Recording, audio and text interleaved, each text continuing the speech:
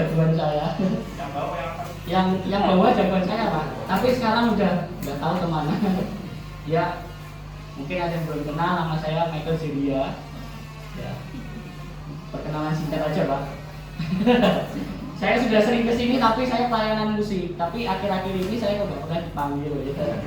Jadi sudah ada yang menggantikan saya. Oke, disitulah kita akan bersama-sama belajar kebenaran firman Tuhan. Saya beri judul firman Tuhan pada pagi hari ini adalah Dia datang untuk menyelamatkan. Kita buka Alkitab kita dalam Lukas pasal yang ke-19 ayat yang ke-9 sampai ke-10. Lukas pasal 19, Lukas pasal yang ke-19 ayat yang ke-9 sampai ayat yang ke-10.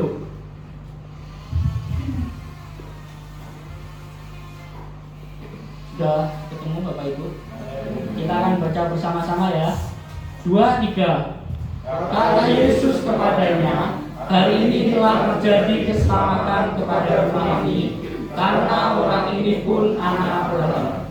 Sebab anak manusia datang untuk mencari dan menyelamatkan yang hilang. Amin. Baca ribet. Ya karena sedikit grogi juga ya, karena dilihat sama Bapak Gembala sama Bapak Pendeta David sedikit grogi. Ya, kita tahu ya Bapak Ibu semua dalam kitab ini yang perlu kita garis bawahi itu di ayat yang ke-10. Saya ulang bacakan ya. Sebab anak manusia datang untuk mencari dan menyelamatkan yang hilang. Nah, kita tahu ayat ini menjelaskan kisah tentang Zakeus. Kita tahu ya semua Zakeus yang keinginannya melihat Yesus. Ketika kita tahu juga bahwa pekerjaan Zakeus pada waktu itu adalah seorang pemungut cukai. Kehidupan pemungut cukai itu ingin pada waktu itu pemungut cukai itu ingin memperkaya dirinya. Pada zaman Zakeus ingin memperkaya dirinya dengan cara apa? Dengan cara memeras dari berapa kali lipat dari apa yang seharusnya dibayarkan. Nah, Zakeus juga melakukan hal tersebut kepada bangsanya, di mana Zakeus memeras berkali-kali lipat dari apa yang dibayarkan, seharusnya dibayarkan. Zakeus di sana sudah dianggap sebagai orang yang berdosa pada saat itu. Tetapi tidak hanya berhenti di situ, kisah ini dilanjutkan dengan kisah perjumpaan Zakeus dengan Yesus. Ya, kita tahu bahwa keinginannya Zakeus orangnya pendek kan, keinginannya untuk melihat Yesus sehingga ia sampai naik ke atas pohon. Ya, itu sudah kita sering lah mendengar cerita tentang Zakeus ya. Sekolah minggu pun juga diajarkan. Dan dalam perjumpaannya dengan dengan Yesus, Zakeus itu bertobat dari kehidupannya. Tidak hanya bertobat, bahkan dia berkata pada Yesus ia akan mengembalikan 4 kali lipat dari apa yang sudah ia peras, dan juga membagikan setengah hartanya yang ia miliki. Zakeus orangnya kaya banget karena memeras tadi ya. Dan ia berkata pada Yesus ketika berjumpa pertama kali di mana Zakeus saat itu tidak mengenal siapa Yesus itu. Ketika perjumpaan pertama kali Zakeus dengan Yesus, ia langsung berkata kepada Yesus, memberikan setengah dari kekayaannya untuk orang-orang miskin dan mengembalikan sebanyak 4 kali lipat dari hasil yang ia peras pada waktu itu ya.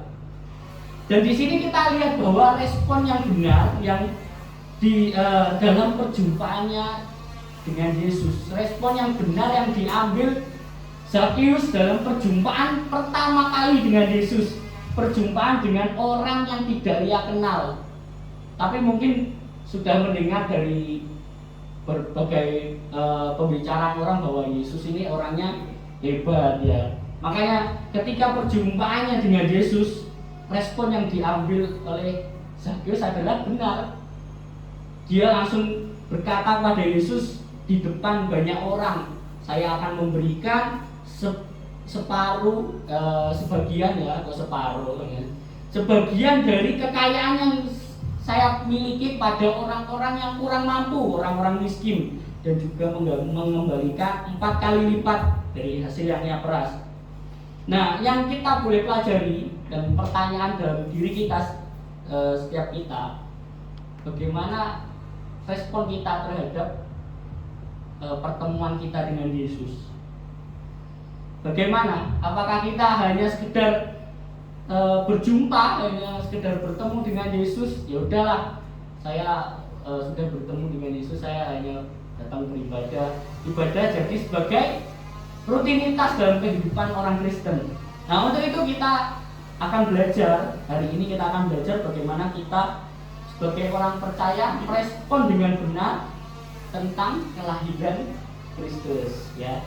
Kita akan kupas satu persatu, dan saya menemukan beberapa poin dari kisah Zakheus ini yang bisa kita ambil untuk memberkati kita semua.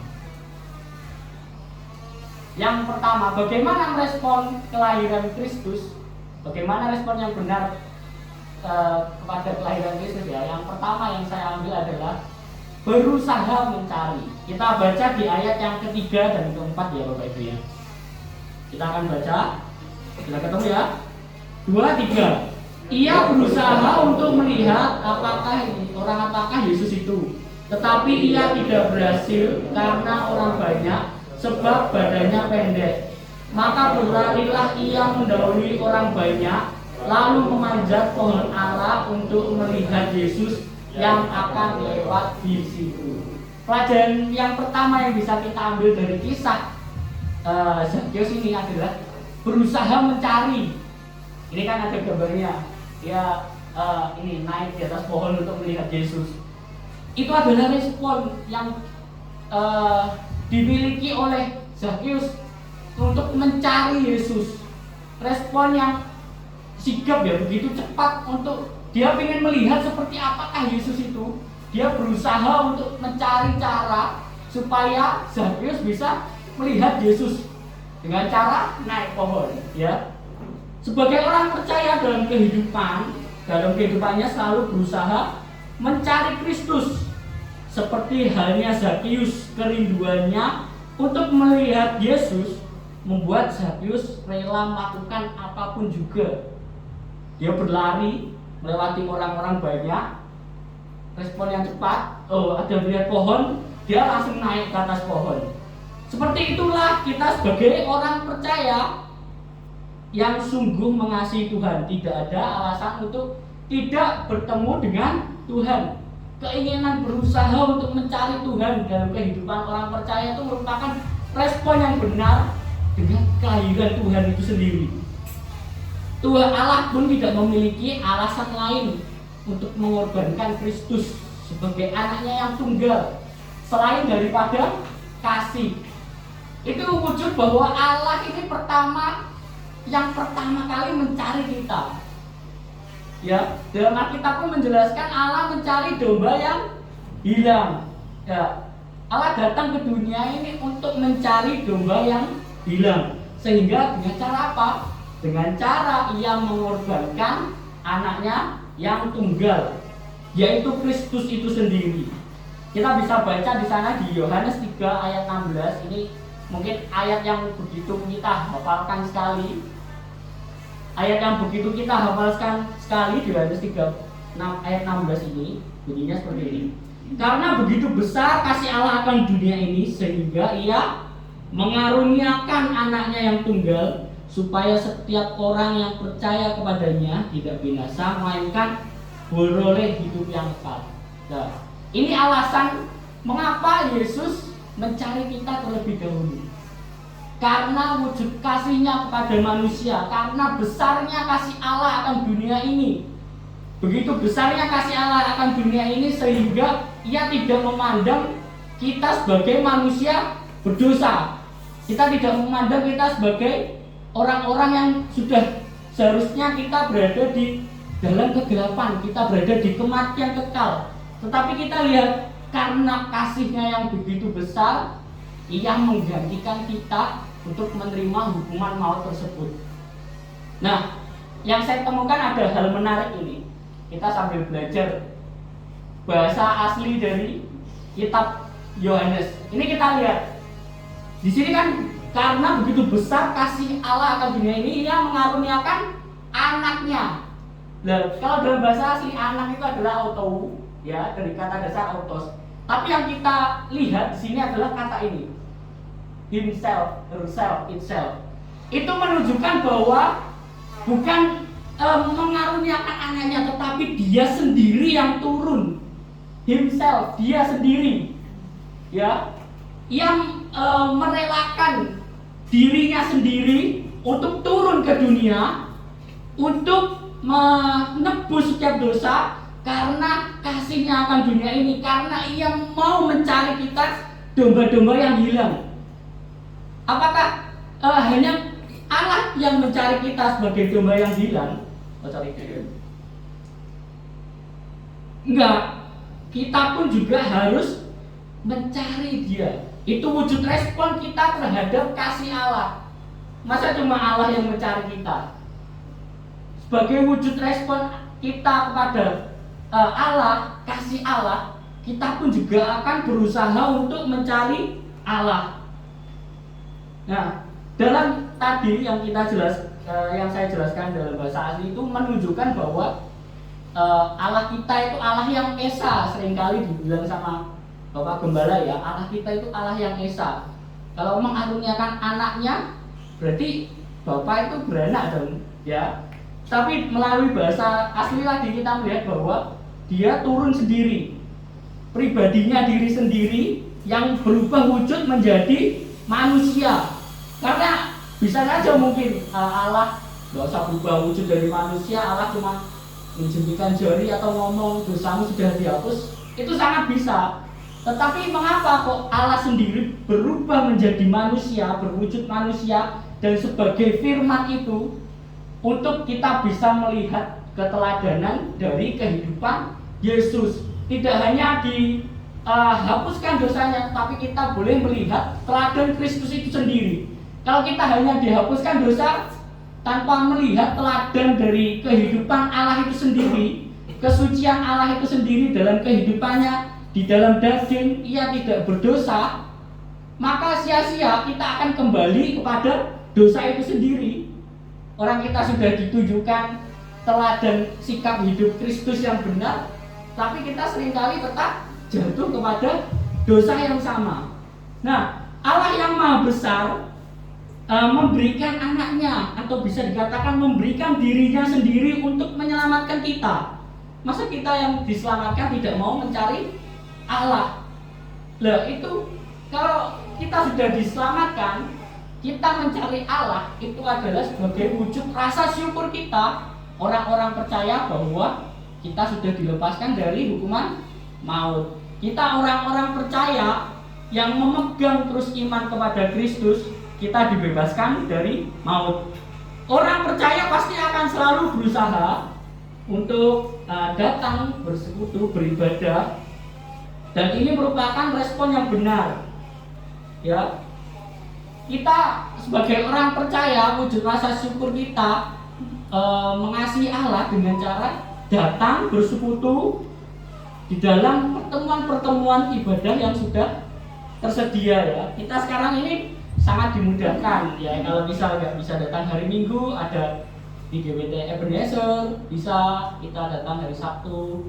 Kalau di gereja pusat jam 6 kepagian, GBT Immanuel ada, ya Pak, setengah 9. Kita bisa menghadiri ibadah-ibadah yang ada. Itu bukan menjadi suatu alasan lagi kita ketika tidak datang beribadah, tuh sibuk ya, banyak job, ya. biasa kan banyak job yang menggoda kita untuk tidak datang beribadah. Nah, respon orang yang benar, orang percaya yang benar adalah tetap memiliki waktu untuk Tuhan. Kita di dunia ini diberikan waktu yang sama 24 jam, nggak ada yang waktunya cuma 12 jam, nggak ada, ya. Semuanya 24 jam diberikan Tuhan sama. Masa yang lain bisa datang beribadah, sedangkan kita nggak bisa? banyak yang sudah dipermudah, Minggu nggak bisa, Sabtu datang. Minggu pagi nggak bisa, Minggu siang bisa, ada Minggu sore ibadah raya yang kedua di pusat. Semuanya sudah dimudahkan. Tetapi ketika kita masih tidak datang, itu berarti bukan salahnya waktunya, tapi salahnya diri sendiri untuk tidak memiliki waktu untuk Tuhan. Untuk poin yang pertama ini, kita diajarkan untuk selalu mencari Kristus Sang Juru Selamat itu. Kristus yang dengan rela tanpa mengharapkan bayaran. Apa yang bisa kita bayarkan kalau Tuhan meminta bayaran? Tidak ada. Tuhan sudah merelakan dirinya untuk menggantikan hukuman maut kita, hukuman dosa kita. Dan respon yang benar yang harus kita miliki adalah datang beribadah, mengucapkan rasa syukur kita kepada Tuhan.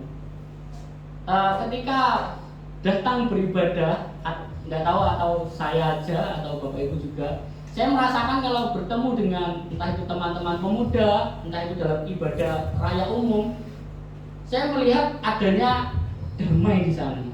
Ya, nggak tahu Bapak Ibu. Kalau saya merasakan seperti itu.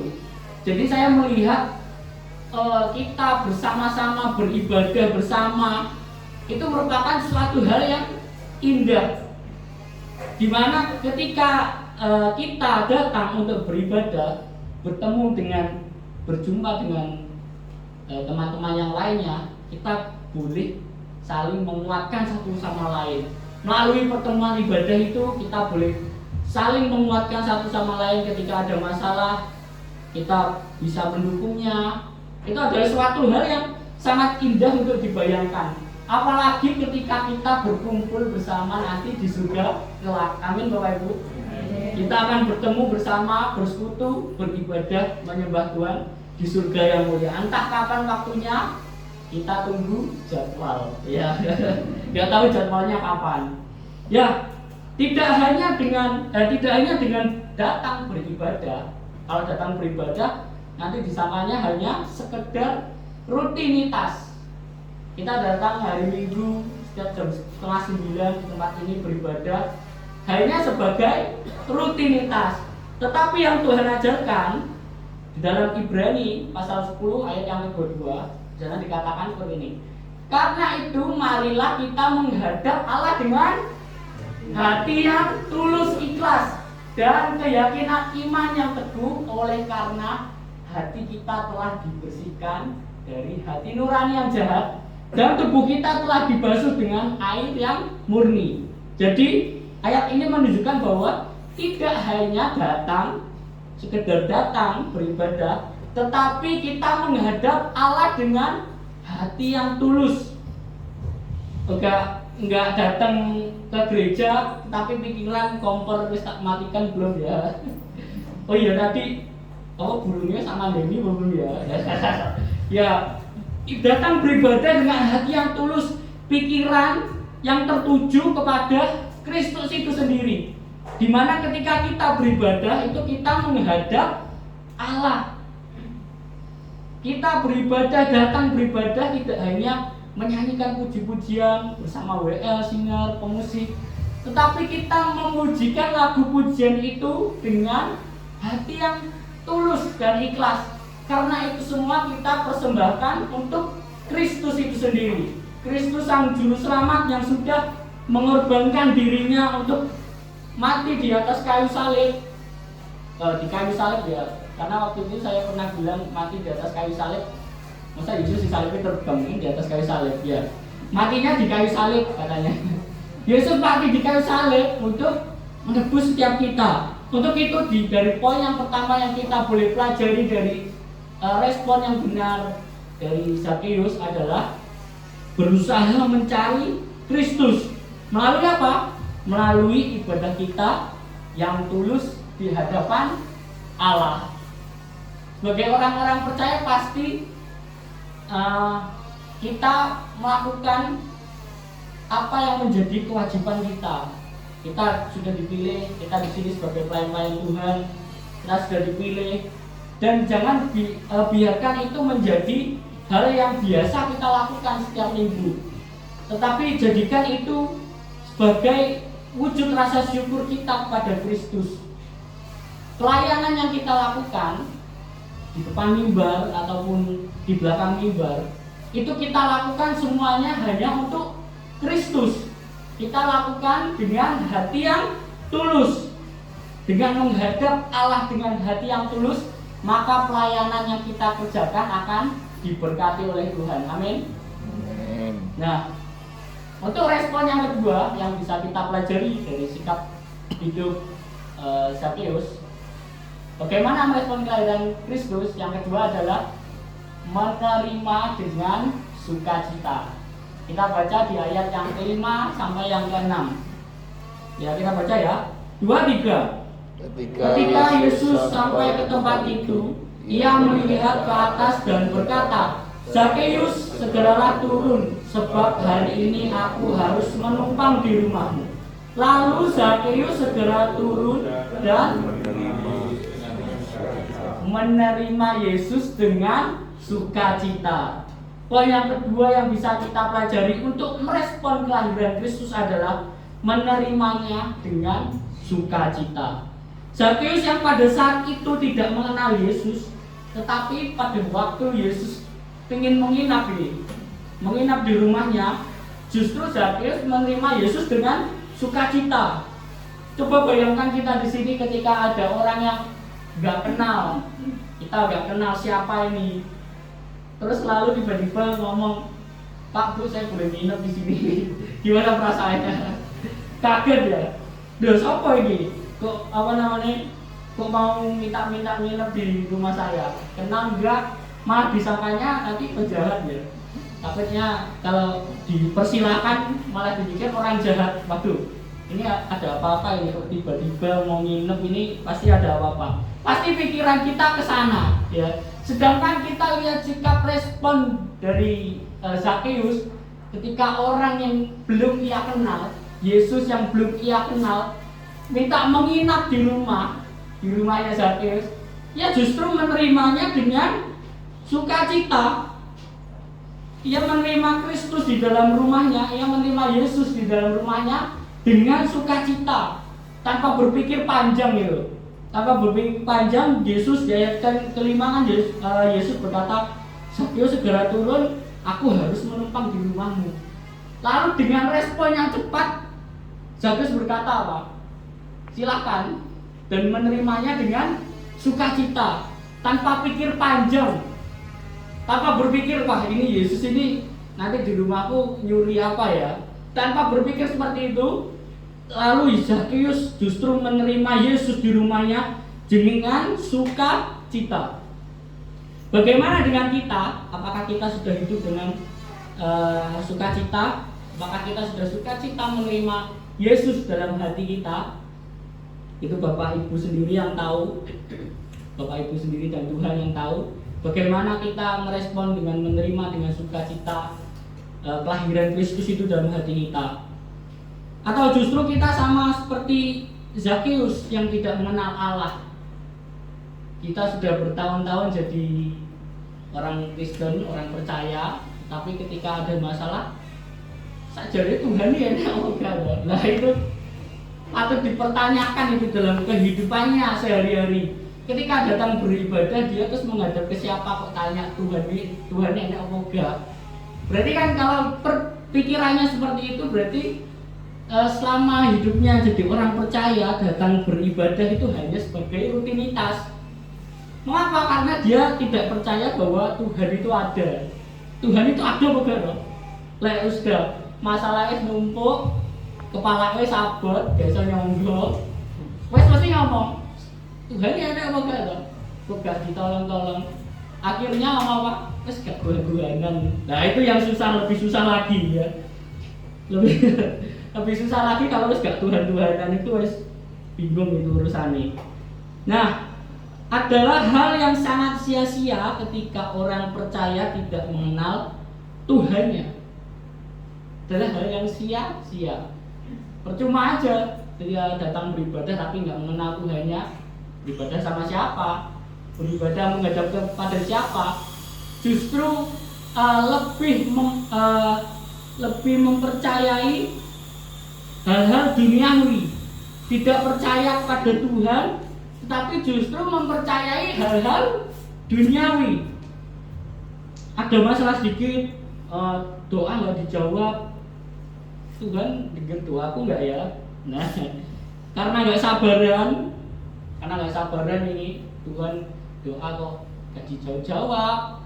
Aku menanti-nantikan berapa tahun, kok masalahku ini nggak selesai. Ujung-ujungnya permisi mbah, ya, permisi mbah. Lah itu yang bingung, mbah apa? Mbah dukun. Jadi yang bahaya, karena nggak sabaran ngomongnya permisi mbah, saya ada masalah, tolong ya jambi-jambinya mbah. Padahal dukun mek dikasih air aqua, ini nanti diminum ya.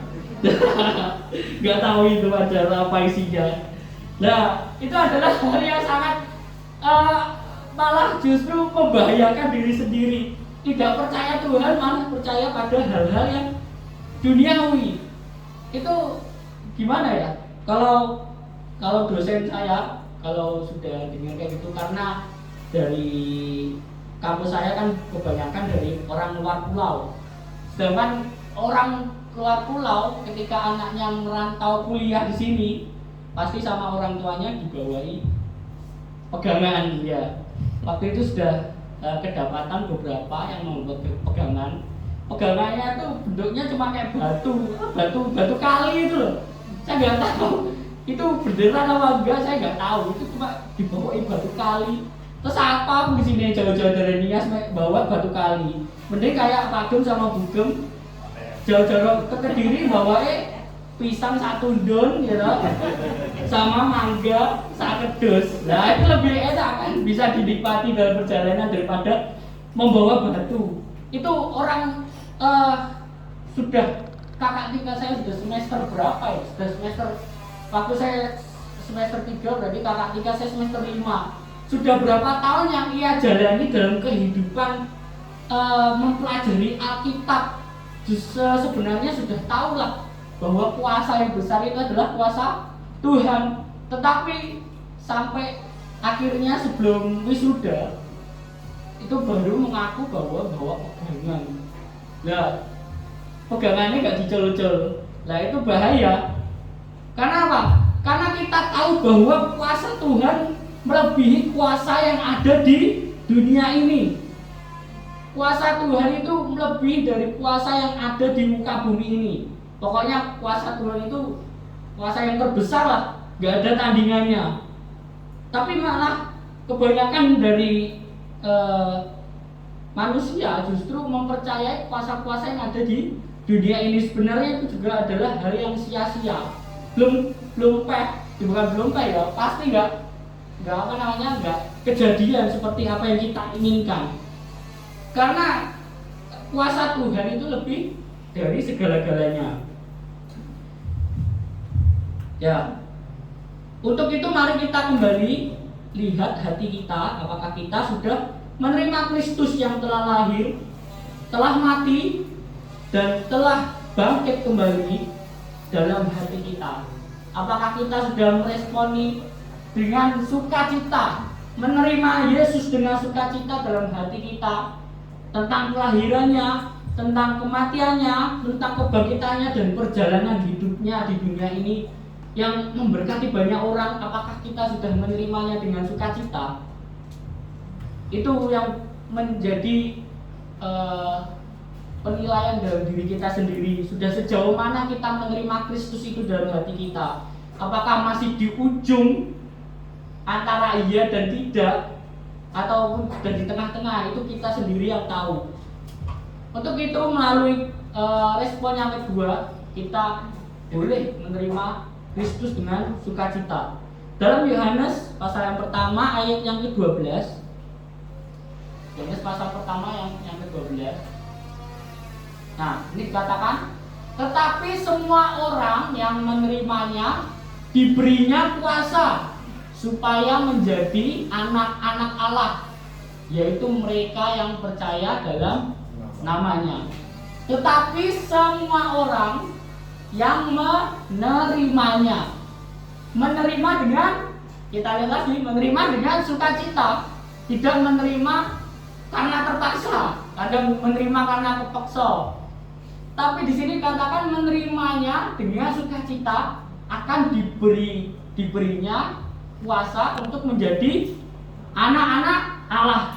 Ketika kita menerima Kristus dalam hati kita dengan sukacita, maka kita disebut sebagai anak-anak Allah. Bersyukurlah kita orang-orang percaya pada saat ini, ketika kita menerima Kristus dalam hati kita dan memegang teguh iman kita, kita akan disebut sebagai anak-anak Allah dan kita tidak akan dipermalukannya.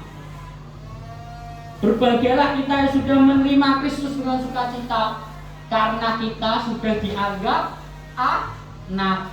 Kalau dianggap anak itu dibiarkan atau diajar.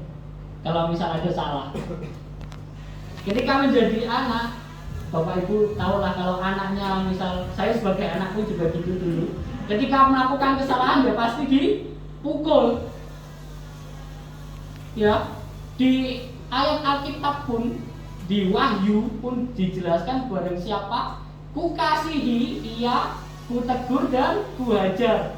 Barang siapa yang ku kasihi. Kalau dalam diri kita nggak pernah ditegur dan dihajar oleh Tuhan, itu tandanya berarti kita nggak dikasih oleh Tuhan. Ya, karena Allah ketika mengasihi anaknya, ia akan menegurnya ketika salah dan ia akan menghajarnya ketika ia salah. Untuk itu mari kita merespon dengan benar kelahiran Kristus dengan menerima kelahirannya, menerima juga perjalanan hidupnya, kematiannya dan kebangkitannya dengan sukacita dalam diri kita. Oke, poin selanjutnya adalah bagaimana merespon kelahiran Kristus. Yang ketiga adalah memberikan yang terbaik. Kita lihat di ayat yang ke-8. Kita baca ya. Di ayat yang ke-8 bunyinya seperti ini. Tetapi Zakheus berdiri dan berkata kepada Tuhan, Tuhan, setengah dari milikku akan kuberikan kepada orang miskin, dan sekiranya ada sesuatu yang kuperas dari seorang, akan kukembalikan 4 kali lipat. Respon yang ketiga yang menjadi respon terakhir dalam poin yang saya temukan dari kisah kehidupan perjumpaan Zakheus, kita lihat bahwa respon yang diberikan kepada Zakheus ketika berjumpa dengan Kristus adalah memberikan yang terbaik, dijamu dengan baik, ya, diberikan setengah hartanya juga diberikan pada orang-orang miskin, dikembalikan lagi yang sudah diperas 4 kali lipat. Kita sebagai orang percaya pun juga harus demikian. Apa yang bisa kita berikan, kita harus memberikannya yang terbaik untuk Tuhan. Kita memberikan semua apa yang bisa kita lakukan, yang terbaik kita berikan. Bukan hanya cuma-cuma memberikannya, maksudnya misalnya kita pelayanan, kita hanya melakukannya sebagai kegiatan yang biasa kita lakukan tiap minggu. Itu kita tidak memberikan yang terbaik untuk Tuhan. Untuk itu kita semua di sini pelayan-pelayan Tuhan, berikan yang terbaik melalui pelayanan kita. Berikan yang terbaik untuk apa yang bisa kita berikan untuk Tuhan. Apa yang bisa kita berikan Tuhan, berikan yang terbaik melalui pelayanan kita. Sekecil apapun pelayanan yang kita lakukan, itu adalah sama di hadapan Tuhan. Pelayanan sekecil apapun, membersihkan gereja pun, itu di hadapan Tuhan adalah sama. Karena kalau nggak ada yang membersihkan gereja, masa tiap minggu kotor terus, kan ya nggak mungkin. Jadi semua pelayanan yang kita kerjakan itu saling bekerja sama lah untuk dalam melakukan pekerjaan yang kita lakukan. Jadi pelayanan sekecil apapun, ketika kita memberikan yang terbaik untuk Tuhan, maka itu di hadapan Tuhan adalah sama. Sebagai respon kita melalui kelahirannya adalah melayaninya. respon kita terhadap kelahiran Kristus dengan cara apa? Dengan cara melayaninya. Kita melayani dengan sungguh-sungguh. Kita memberikan pelayanan kita yang terbaik.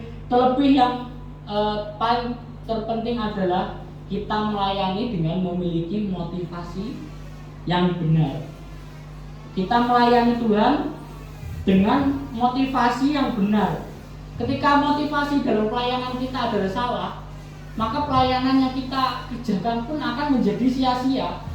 Ketika kita melayani karena ingin dilihat orang, ketika kita melayani karena ingin menunjukkan bakat kita, ketika kita melayani hanya untuk ingin mencari materi, itu adalah semuanya pelayanan yang kita kerjakan adalah sia-sia. Untuk itu miliki motivasi yang benar untuk melayaninya. Kita buka ayat selanjutnya sebagai ayat penutup juga.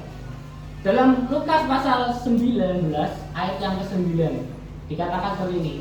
Kata Yesus kepadanya, hari ini telah terjadi keselamatan kepada rumah ini, karena orang ini pun anak Abraham. Ya, kita di sini sebagai semua adalah pelayan-pelayan Tuhan.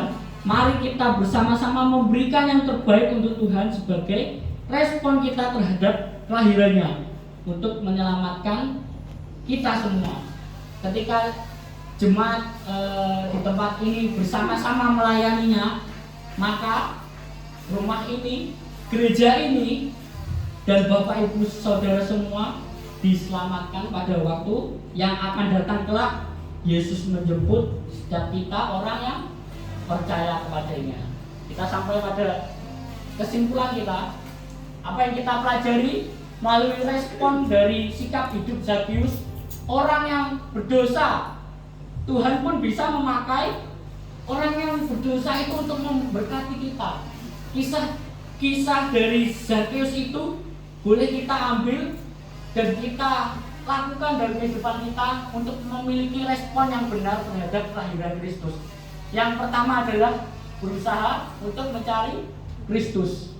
Yang kedua, menerima dengan sukacita kelahirannya dalam hati kita. Dan yang terakhir, yang ketiga adalah memberikan yang terbaik untuk Tuhan. Kiranya kita boleh diberkati dengan firman yang telah disampaikan. Bila kita menjadi pelayan-pelayan Tuhan yang memiliki respon yang benar terhadap kelahiran Tuhan.